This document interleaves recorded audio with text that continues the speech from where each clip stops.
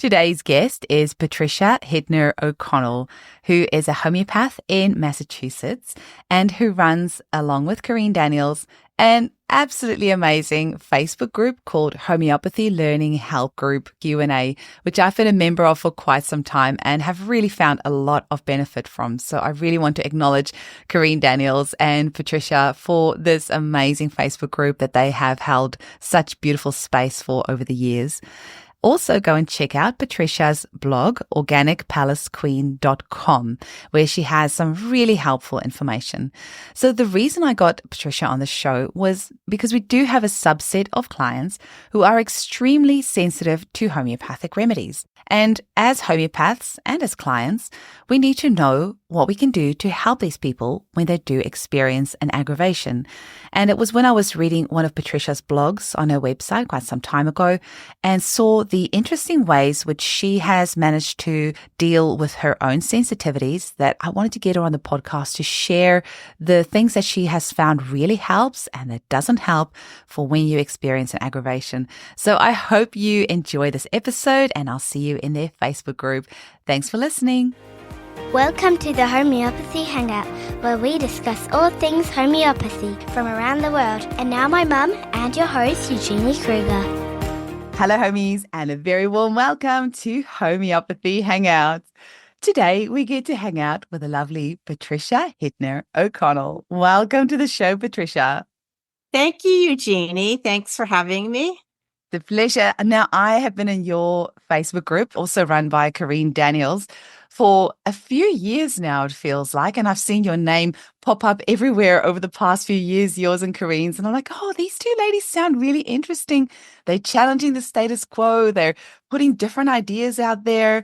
I really need to get her on the podcast. So thank you for coming on today. I've read a few of your blogs as well, and I'm like, oh, this is going to be an interesting conversation. So thanks for agreeing to come on the show. Thank you for having me. And as you can see in the Facebook group, we're not afraid of controversy. We're not afraid of controversial questions. We're not afraid of debates. And sometimes they get heated. People are going to have different opinions. But as long as everybody's respectful, we don't have to turn off the comments. Oh, man, that's we just exactly keep what it I'm about. rolling. Yeah, just put it out there and just we should always be allowed to ask the questions, right? Absolutely. We should be able to ask. It's when we stop asking questions that the problems arise. Absolutely. Patricia, one of the things I love about the show is hearing people's journeys on how they came to homeopathy. So what was your journey? My children were very sick when they were little because I didn't know better. We would go to the doctor for their baby visits, and I just went with the program. And it became very apparent that they weren't thriving. They were very sick. Their immune systems were shot to hell. And I didn't know what to do. And then I heard about homeopathy. That was more than 25 years ago. So we started working with a very Kentian type of doctor. And that worked until my son had an ear infection. And he wasn't able to treat it. He was still giving him like this one constitutional remedy. So that same day, I was chatting with this other woman who was trained by the late Dr. Robin Murphy. And she got that ear infection right under control. And we didn't have to go to the ER and didn't need more antibiotics. So I was so happy with that. And we worked with her for quite a while. We had to part ways after a few years. Then I found the most amazing homeopath named Paris. God rest her soul. She was amazing. She was trained by the Dr. Luc de Schepper School. There's a group of homeopaths in the Boston area, and they all know each other, and they were trained by Dr. de Schepper. So I worked with Paris for another few years and until her death. And she was amazing, taught me so much, and I'm forever grateful to her. And then I went to homeopathy school. It's beautiful when you have that relationship with a homeopath as well, hey? Absolutely. You just get to know your clients so much better. I just had the loveliest email this morning from a client who I've been working with for about 4 years. And there's this one thing that I feel like we've tried everything with her. And there was this one key thing that we've just finally nailed. And it is the most amazing thing. But because we have this beautiful relationship of working together for so long, the relationship becomes deeper and deeper, and you can able to help them on a deeper level because you go with your client through the ups and the downs. And Absolutely. no, it's the Yep. best. And whatever you say to them is completely confidential. So it's kind of Mm-hmm. like a best friend slash counselor slash healer slash, safe space all in Right. one. Yes, and that's the kind of relationship we had. Oh, So and it's so great that you went to train in homeopathy as well. And you're busy finishing off some studies at the moment, I think you said as well. I already completed one course and I've been practicing, but decided to get a different perspective because there's a new amazing school that opened in the UK run by Gordon Sambridge, and Hilary Dorian's she's one of the instructors. And it was very reasonable. And it's like, why not? Why not get a different perspective? I, So I'm just about done with that. I saw you write the name of the school and I have not heard of it. Can you tell me the name again? Yeah, it's Central College of Homeopathy. And it's in the UK. Yeah. Oh, interesting. Are you able to Yeah. attend any of the lectures? Because you've got a few hours difference between you with Well, the clinics are rough. I have to get up at 3 or 4. That's a little bit rough. But other than that, it's okay. amazing. And I'll have to get them on the podcast because I'd never heard of them before. So when I saw your email come through, I'm like, oh, okay. That's interesting. Yeah, they're very nice. And tell us a little bit about your blog because you've had that for a while as well. It's organicpalacequeen.com. Yes, and it's natural health and non-toxic living, which is what you need to do. You can take the little white pellets, but you really have to clean up your life. The pellets can't do all the work. You've got to do the work. Yeah, a lot of people don't realize that. Hey, it's definitely important. So, the main thing why I wanted to have you on is Mm-hmm. that there are a subset of clients who are Mm-hmm. extremely sensitive to homeopathic remedies and can have really massive aggravations. And if you're a homeopath and maybe haven't been training that long, you might be really alarmed by a reaction like that or think the client might be exaggerating. I mean, we never think that, but you might be thinking all sorts of things or that, what are you doing wrong? And the client might be really put off by homeopathy and get really frightened by the reactions they have. So I specifically want to talk to you about that because I think that it sounds like you're more of a sensitive to remedies as well. Can you maybe Mm-hmm. tell us about some of just your thoughts on people who are sensitive to homeopathy, what they can do about it, what sort of reactions have you had, and just Mm-hmm. kind of intro us. Sure. Okay. Maybe 25%. I've heard one homeopath say 25% of her clients are very sensitive. I think that's probably about right, but I think some of us who are sensitive seem to also attract the sensitive clients. Our perspective might be a little skewed. There are some people that are so sensitive that they can't even be near. If they had a remedy sitting on their desk, they're going to feel it. So you just have to work with them and be very careful and go slow. And I was trained by Dr. Murphy, the first program I went through, to go slow and low. And that's what leads to stable healing. So with the very sensitive clients, you go slow and low and you listen to them and you know it's real. I felt it. I know it's real. And there's different degrees of sensitivity. Some are extremely sensitive. And I know it's not their imagination. I've been there. If they take a remedy, they'll tell you the remedy picture, and you know that they're not reading the Materia Medica. So they are extremely sensitive. One workaround is wearing remedies. So some people are so sensitive that they do best wearing remedies. And I've seen people make amazing progress just wearing remedies. And then after a while, they can take them orally, they can graduate, and it's not as big of a deal. So they're stronger. So it can make them stronger, but you can start off by wearing them, little plastic bags. And I just tell people put 3 pellets in the little plastic bag and put it on your abdomen for 15 minutes. And that's a dose. And so even wearing, we still do minimum dosing. I found that the wearing is more forgiving, so you can do more frequent dosing, but you still have to, you can't wear it all day and all night. It's, still a remedy. And I think that's something I wish we could all look into, wearing remedies more for the very sensitive clients. Olfaction is another. Hahnemann talked about that. And that I've tried that. And yes, it does work. I've aggravated on it. So it definitely works. It's not as gentle as wearing. So I haven't found anything as gentle as wearing a remedy. And there was one time, Eugenie, I had a jaw tooth problem and it was so painful. And I needed Missourium and I only had it in a 200C. And I knew if I took it, it was going to aggravate the heck out of me. So I wore it and it worked. I also tried olfaction and it aggravated. So I wore it. So I dosed myself a lot of times. It was very forgiving, but wearing it solved the problem. And I know it sounds incredible, but it really does work.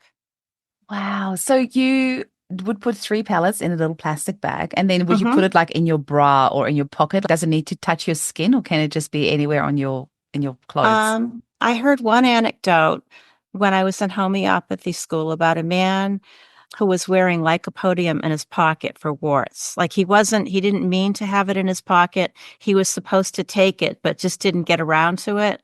And his warts went away. So it probably would work in a pocket, but I still tell people to put it next to their skin. Amazing. There is a naturopath here in Perth actually who uses a lot of homeopathy, and she gets people to drop it in their navel like a liquid drop. So it's interesting that would you specifically, because I think you mentioned the abdomen, would you specifically place it there, or it doesn't really matter where on the body you place it? There's been times like I put it on my back or on my leg. This is when I had my dog maybe on my lap and didn't want the dog to get a dose. It's awesome. And So do you have a sensitive dog as well? Because yes, yes. our animals tend to take on our issues, don't they? Oh, yes, you hit the nail on the head. My dog is so sensitive. She had an ear infection one time and it looked like it was like bruised inside, not bruised, but scabby. So I used calendula cream and it was 1X and 3 doses aggravated, but then it blew up and then it resolved.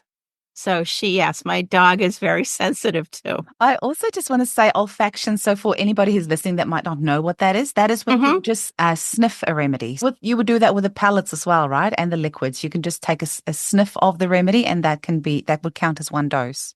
I've never tried to sniff a pellet. Everything I've tried has been liquid. This is turning into a very funny podcast, like sniffing pellets. Okay, so you would, I'm just thinking for clients who have the pellets that I guess you could try, maybe some of our listeners can try sniffing pellets for us and letting us know how they go. And if that doesn't work, you could maybe put it in just a bit of water and I guess drink it. Or I'm just trying to think, if you only have the pellets, how would you then sniff it to try and get in the liquid? If you had some alcohol and water, you could make a liquid remedy out of that and sniff that. You could. Yeah. I've tried that and it works. And I've also tried water and aggravated, so it works.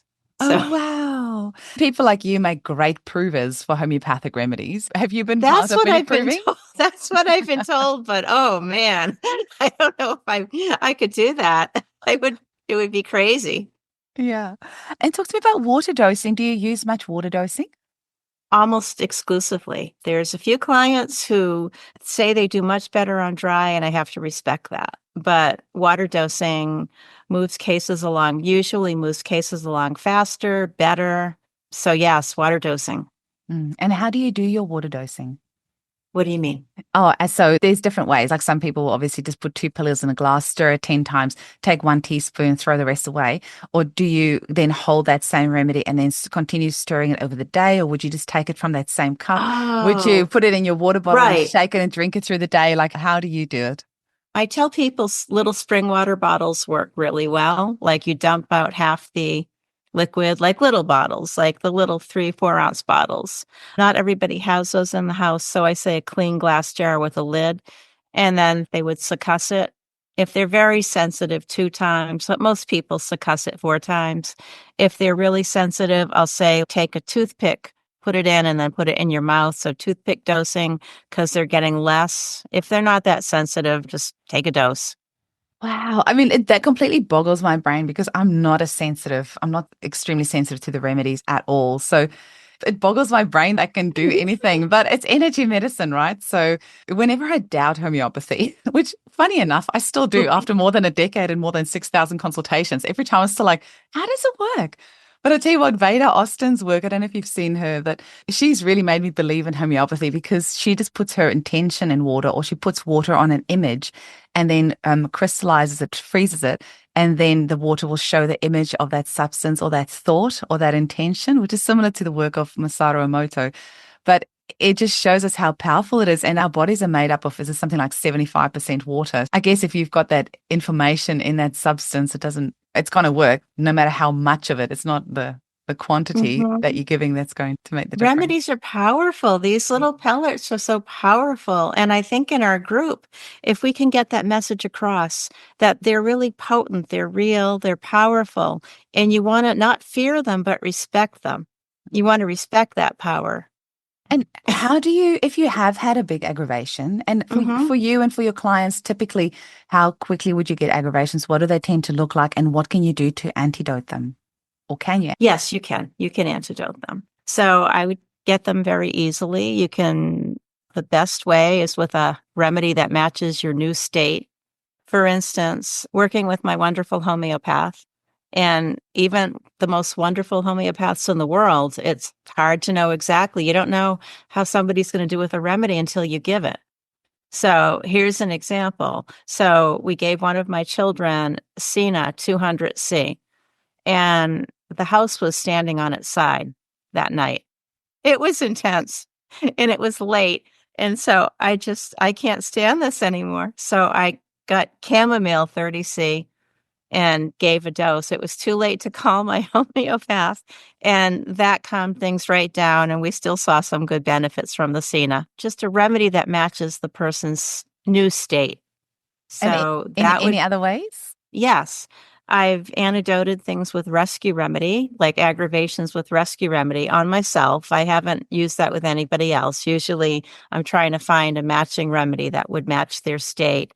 And I'm very careful, like, to not have aggravations because my clients are so sensitive. And so many of them have come from, they're on their last leg with homeopathy. So rescue remedy for myself, that was after taking Arnica 1M 3 doses. So that's too much for me. The rescue remedy took care of it nicely, though.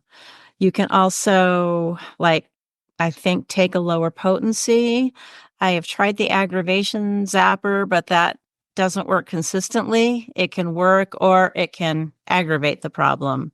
Another way I've tried for myself, and I haven't really tried this with too many other people, but I'd love it if other people could try it and report back their results, is to wear the remedy for 2 minutes, 3 minutes, 4 minutes, 5 minutes. Wear the remedy in the same potency. So say, for instance, you took Phytolacca 200C and you're having an aggravation. Put a few pellets. You could try it. I can't guarantee it's going to work because I don't know enough about it, but it works for me. Put a few pellets in a baggie and wear it and just see if the aggravation calms down. So that's another way I hope we can all explore, maybe together as a community, and see if that works. I read that one on your blog, and that was actually the one that I'm like, okay, I have to get her on the podcast because that is really great. And it was ages ago that I read that, maybe I feel like it was a year ago. When did you write that blog? But I remember over a year ago. Yeah, I remember reading it and it stuck in my head. And that was when I was like, oh, okay, that's such a brilliant way of using it. Now, you talk about the aggravation zapper. Can you tell us a little bit about that? What is that? That's not mine. It's really just... Some people do it where they take more of the remedy, running a cup under water and then drinking it. But that hasn't worked for me. It worked one time for my husband, but it hasn't worked for me. Yeah, I asked, because homeopathic detox therapy or human chemistry, Ton Janssen's method, Roger Savage was on the show once and he said that you can, and Ton says this in his book, the same remedy that aggravated you put that in water and you have a dose of that. But in my mind, that's just taking another dose. But then Roger explained it as you put 2 pellets in a glass of water and you just drop it in. You don't stir it. And then it just kind of as it moves its way through the glass and sinks to the bottom, you take 1 sip of that. So it's just gently putting the information in there as opposed to stirring it. I'm not a sensitive enough prover or homeopathy user that I would notice a difference in that. But it would be interesting if people tried that and see if it actually worked. I have tried that with clients in the past, not often, maybe twice, because I tend to have clients that don't aggravate as much. But like you say, really believe that we draw the clients that resonate with us most. And it makes complete sense that you would draw the clients that are really sensitive, because that you can help them the best. If they came to me, I wouldn't really understand it or be able to empathize probably as well with them, because I haven't experienced that. But because you've experienced that, it's so perfect that they come to you, because they have got somebody there that understands them. And homeopathy is all about resonance. So being with a homeopath that you resonate with and that understand you, I think it's so important. And we get better results that way. That's true. That's a big tent. It's a big tent, and there's room for everybody. And there's all kinds of different homeopaths and different styles. And you really do attracts like. Absolutely. Now, so you would stay completely clear of mega potencies, I'm guessing. Yeah, especially with my clients.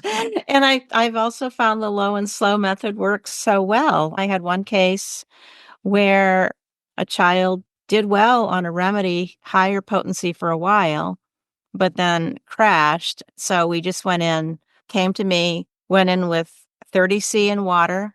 That's what we had available. And that worked beautifully. Okay. Amazing. And why do you think some people are so sensitive to remedies? What sort of I do you don't have some? know. I don't know. I think with myself, I think that's just me, but I know when my children were little, I did a lot of water dosing and I spilled a lot of remedies on myself. And I don't think that helped my vital force. So I'm not as sensitive as I used to be. So I must be getting stronger. But I don't think that was a good thing to do. So I tell mothers of children that if they're going to be dosing their children, just wear gloves so you're not getting remedies spilled on you, because a dose for your child is also a dose for you if it spills on your skin. So I think that might have set it off. I wonder if there's not something even like, I don't know that spilling remedies on you would necessarily do that, because I'm just thinking of myself that I have made over 100 different remedies in one day, medicated them, and I don't react to any of them. Funny enough, with the recent medical intervention that 90% of the world had, when I would use that one, I would sometimes get aggravation, but I can make 100 remedies in one day and not have any aggravations. That was like Oh the my only goodness, thing. Eugenie. Yeah, interesting.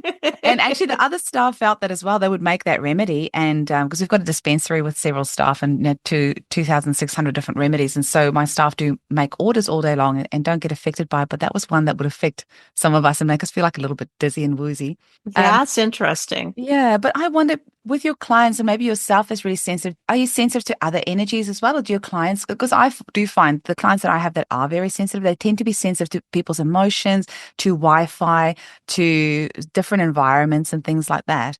And I've heard that it can be due to high mercury in some cases, but it can be so many different things, right? Like, I wonder what sets up the predisposition for that, and if there's something Right. underlying that we can use. But like you say, you're not as sensitive to it anymore. So clearly, as your vital force is getting stronger, that's helping as well. But I just wonder, like, this is the homeopath's brain in me. Right, What is right. the underlying cause? Is there something that we're missing or something else that we could be treating or looking at? And that's what I was going to say, is that being sensitive to things, I actually think it can be a superpower, because it forces you to be really in tune with your body and your environment and only doing things that really serves you, instead of going to a big crowd and feeling wiped out, or going to an event that's near a 5G tower, or taking high potencies. Those things don't work for you. So you just stay away from it. So I feel like it maybe puts you more in tune with yourself. So I don't think it's a bad thing. I don't know. Maybe. What do you think? I mean, I think it's good if I'm treating sensitive people. I think it's a good thing. I think mercury is something very interesting. We should probably all be thinking about that. Trauma, I see a lot of trauma. People come. I think that can really set you off too. Maybe people have lived through a lot of trauma. One thing that's really interesting, and somebody finally said it, there's this amazing homeopath, Dr. Garang Gaikwad. Yeah, he's He is in lovely. our group. He's in that group. He's amazing. He's like a young up and coming master. I think he's already a master. He actually said that American, like people in the West, need 30C potency. I don't want to misquote them, but we did have a post about it in our group. They need 30C potency. Indians, you can start at 200C or something like that. So I found that really interesting because it does seem like a lot of Indians are taking higher potencies and doing better on them. Like Banerjee protocols, for instance, there's a lot of 200C potencies. And that's what seems to be working in India. But is that going to work here? I don't know. So it's something to think about. Gaurang has been on the podcast as well, and he is such a lovely man. And so, yeah, he's got such a zest for teaching homeopathy, and he's really walked the walk. Homeopathy learning group, it's for homeopaths and home users alike, right? The homeopathy learning help group Q&A. It's changed names like a couple of times, I think. Oh, we've changed the names, and we're not the best at branding and marketing, but there's a lot of homeopaths in it, and more home prescribers are joining. And you and Karine both have a way of really challenging our thinking. And the questions that you put out there is just amazing, because I think she has another group like Homeopathy and Art or something like that That's a fun group, yes. And it really helps with learning the remedies. There's a visual attached to the remedies, and you have to think. That is a fun group. And she has another group, What is the Potency? And that's similar to the learning group, where there's challenging questions. Exactly. You two ladies definitely force us to think outside the box and to really question things. I like all of those groups. I must have trained my algorithm because those two groups come up a lot on my feed. And so I see it a lot, and I'm probably not as active in there as I should be, but a lot of it comes up for me, and it always gets me thinking. And I'm like, how did they even think of these questions? Like, you really... and really thinking outside the box. I hope we get more people. I mean, there's 3,600 people in there already, and it's a really active group. And I don't know, do you just go in there and post every day, or do you schedule your posts? Because you guys are really active in there, and there's really good stuff going out there every single day. That's a lot of work. It is a lot of work, but it's fun. It's fun work. I just, whatever, off the top of my head in the morning, I'm drinking my coffee. That's the other thing I was going to ask you. I'm glad you said about the coffee. Have you ever found things like coffee or camphor or those things that we're classically told can antidote remedies? Have you ever found any of them antidoting a remedy for you? I've wished coffee could antidote, but it doesn't for me. Sometimes I've wished it could. No, hasn't been a problem.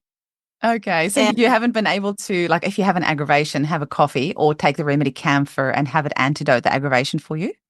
I've never taken camphor, like the remedy camphor. Yeah. I've never taken that. I usually try and find something that matches my state. You know, what's like, okay, what's my body saying now? And then just find a remedy. But I have not taken camphor. Coffee doesn't do it. I'm on the fence about peppermint. I really am. I don't know. You know, we all get taught that coffee, and you have to store your remedies away from coffee. You can't even walk past a coffee shop. Don't drink coffee. Don't use peppermint essential oils. Don't do this. Don't do that. Mm-hmm. But have you found, so you say, even though you're super sensitive, you haven't actually found that any of those things can antidote aggravation for you or antidote your remedies? Because I'm really sad that we get taught that way, because, you know, like we get taught in homeopathic school that you don't take a remedy. Don't eat for half an hour before and after your remedy. Don't have coffee if you have your remedy. Don't store it near your essential oils, all these sorts of things. And I believed all of that those first few years, and I'll be so strict with my clients. And then as time goes by, I accidentally had a coffee and then had my remedy, and I found the remedy still worked. And a couple of summers ago, I did this on purpose, where I left my remedy kit in the car in Perth in the summer, which it gets 45 degrees Celsius here. Mm-hmm. And so it's probably 60 degrees in the car. And they were my acute remedies. So I knew that if my kids get a sore throat and I use aconite, it always works. And so I purposely left my kit in the car. And when the opportunity came to use aconite, it still worked as good as it always has. Yep. Even like leaving remedies in the sunlight or going through x-ray machines or all of these things.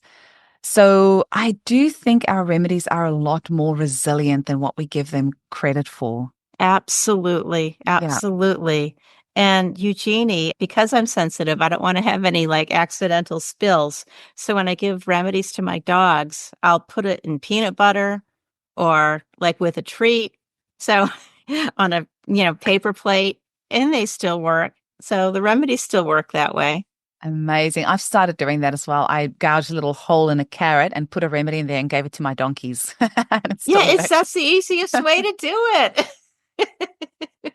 Especially Everybody's with happy. animals. I have to say, Right. our cats, because they're farm cats, so they're always injuring themselves. I don't know how they do it, but I can flip him on his back, open his mouth, and put a remedy in. So he's trained in that now. Same with my dogs. I just lift up their lip and I put it in there. But like you say, if you're super sensitive, you don't even want to be touching the remedies. You can't be. You really can't be. Yeah.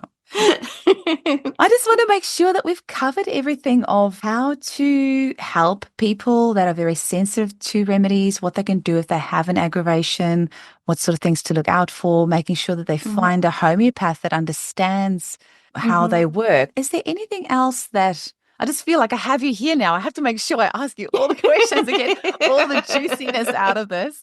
What else do we need to talk about to give the homeopaths an idea of tools that they can use, but also for the clients to know that there's not something wrong with them. They just need to be dosed differently. There's not something exactly. There's not something wrong with them. That's not to say that you don't look for miasms, because the miasms can be causing a block.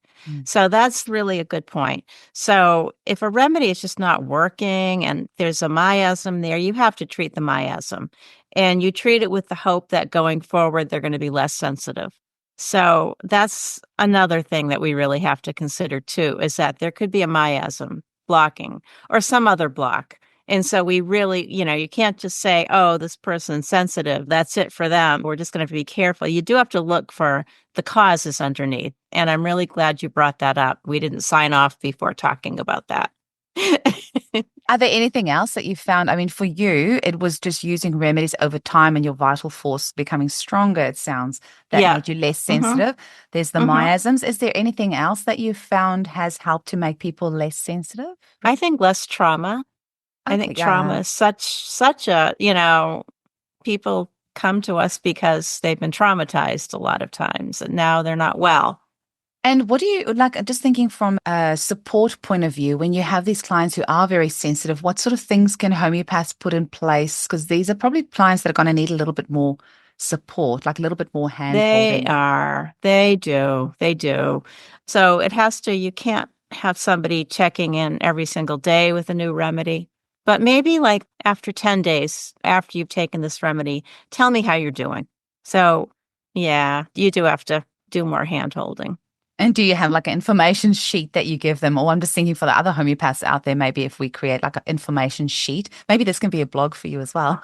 Like if you haven't done that, so that we can just all reference your blog, just like all the different ways that what you can do if somebody has an aggravation. So yeah, all the homeopaths around the world can refer people to your blog so they can read that up.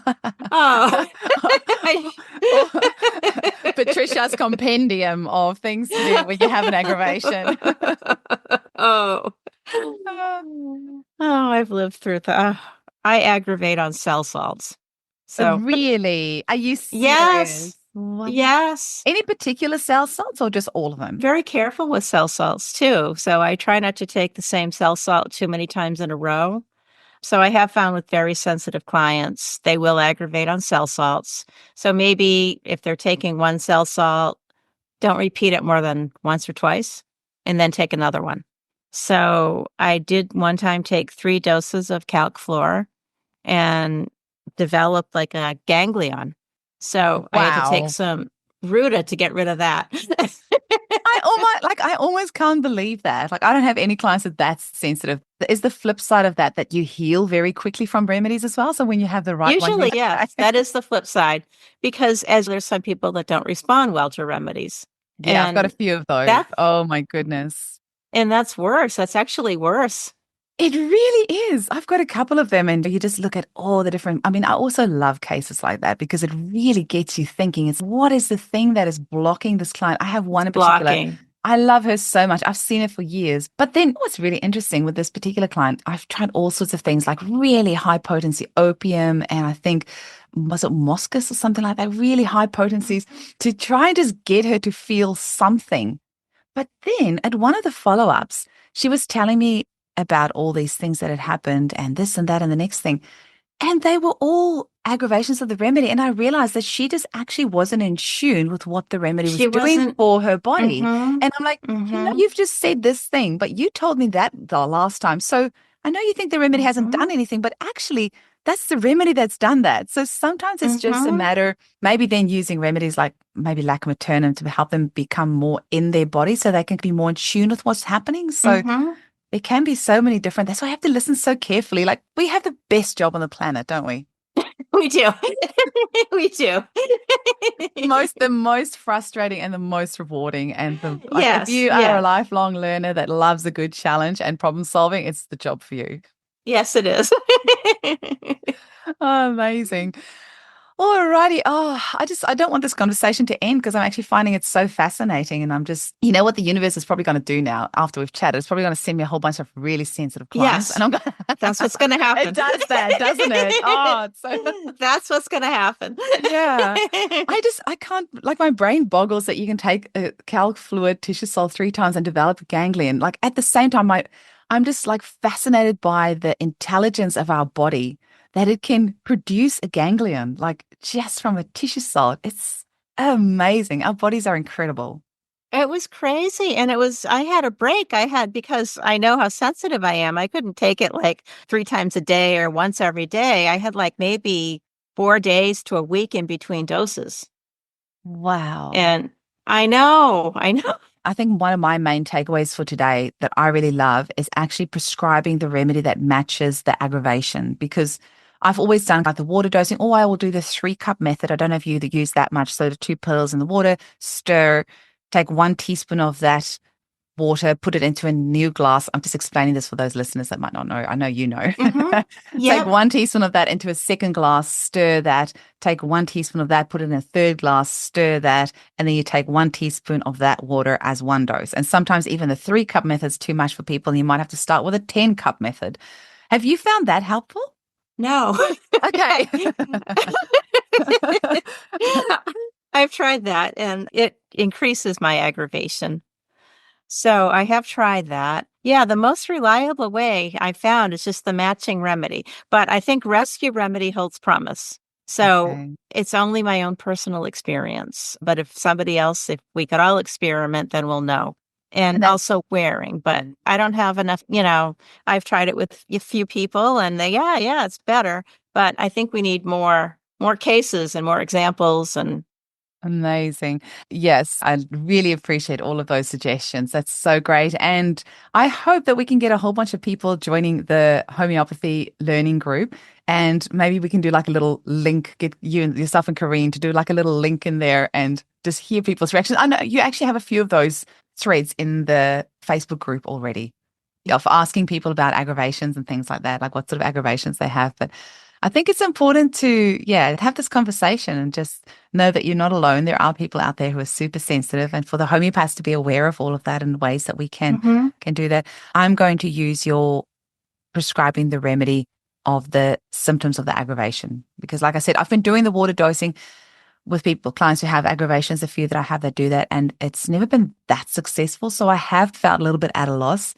I've tried the camphor as well. That's helped to some extent, but I really like the idea of prescribing the remedy that matches the aggravation. I like that. I'm going to that's what try that worked. out. That works the best, I've found. It's 'Cause almost like your body is putting out symptoms of what it needs now, symptoms of the remedy it needs. Yeah, and that's the confusing thing as a practitioner because you then don't want to antidote the good stuff either. So sometimes it's hard for us to know, and we get told all these like Chinese whispers of this remedy antidoting that one. Have you actually ever found that? You know, sometimes in the back of the books you will get remedies that antidote other remedies. Have you ever found that successful? I just go with what matches. Okay, no, that sounds But I know the antidotes, that would probably work too. But yeah. I just like the match. What's the match? What can, like the Cena, and this child was so chamomile. It was just like on Mm. steroids. So it's like, all right, this kid's going to get some chamomile because I want to get some sleep tonight. This went on for hours. Wow, wow. Yes, then that can cause some big aggravations. Have you found that also with some remedies, they just tend to aggravate more than others? Yeah, Cena, I'll never go there again. My kids are grown now, so I don't have to, but I find that with Cinna as well, especially if there is like an underlying worm picture. If you give a kid Cinna, they just aggravate. And I know that with my son, I gave that to him when he was probably about 3. He had a bit of an itchy bottom. And I swear it was like the devil himself. This child was possessed after giving him this remedy. It was possessed. That was a bit huge aggravation. But I think it is, if there's an underlying parasite picture, you're going to get more of an aggravation with that remedy. I think you're right. You're right. And maybe this child would have needed a 30C. I'm pretty sure I gave my son a 30C and he just went cuckoo. Still completely. It's funny because I had actually completely forgotten about that and potentially probably blocked it out of my mind from PTSD. But when you mention that now, I'm like, oh, I remember we were in Tauranga at the time and I gave him the Cinna and he went ballistic. Poor child. I know. It was quite the night. Oh, okay. I hope we've covered everything. I hope you found this helpful. Is there any last little things that you want to say? We've got the organicpalacequeen.com. Yes. Before I forget, yes, there's going to be some exciting news coming up from Australia. Donna Sazius and some other homeopaths are working on a new project, so stay tuned. Oh, you can't just say that. You're going to have to give more information. It's going to be for acute care. Oh, amazing. We definitely need to know that over here. Incredible. Awesome. It was lovely to chat with you, Patricia. Likewise, Eugenie. I will continue. I mean, I see you every day anyway in the Facebook land. So I will continue seeing you there on a regular basis in Facebook land. But thank you for sharing your knowledge and your experience of all of this. And I'm sure it's going to be really helpful for a lot of our listeners. Good. It's been so nice chatting. Chat soon. Bye. Bye-bye, Eugenie.